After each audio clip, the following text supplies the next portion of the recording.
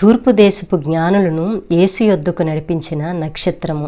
మత్తయి సువార్త 2వ అధ్యాయం 2వ వచనంలో చూస్తే ఆయన నక్షత్రమును చూచి మేము వచ్చి ఉన్నాము అన్నారు.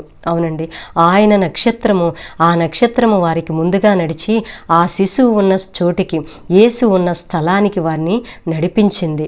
అవునండి, ఆయన నక్షత్రము క్రీస్తు కొరకు ఆ నక్షత్రము ప్రకాశించింది, క్రీస్తును వారికి చూపించింది, క్రీస్తు దగ్గరికి వారిని నడిపించిన ఆ నక్షత్రము.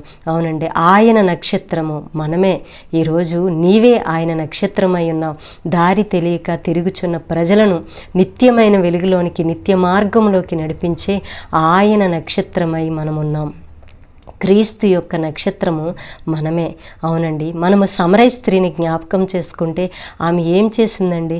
క్రీస్తును ఆ యొక్క ఊరు వారందరికీ పరిచయం చేసింది. నేను చేసినవన్నీ నాతో చెప్పిన క్రీస్తును మీరు వచ్చి చూడండి, ఆయన క్రీస్తు కాడా అంటుంది. అవునండి, ఆ ఊరు వారందరూ కూడా ఆమె చెప్పిన మాటలను బట్టి ఆయన యొద్దకు వచ్చారంట. ఆ ఊరు వారందరూ క్రీస్తు యొద్దకు వచ్చి ఆయన మాటలు విని అనేక మంది సమరయులు ఆయన యందు విశ్వాసం ఉంచి ఉన్నారంట.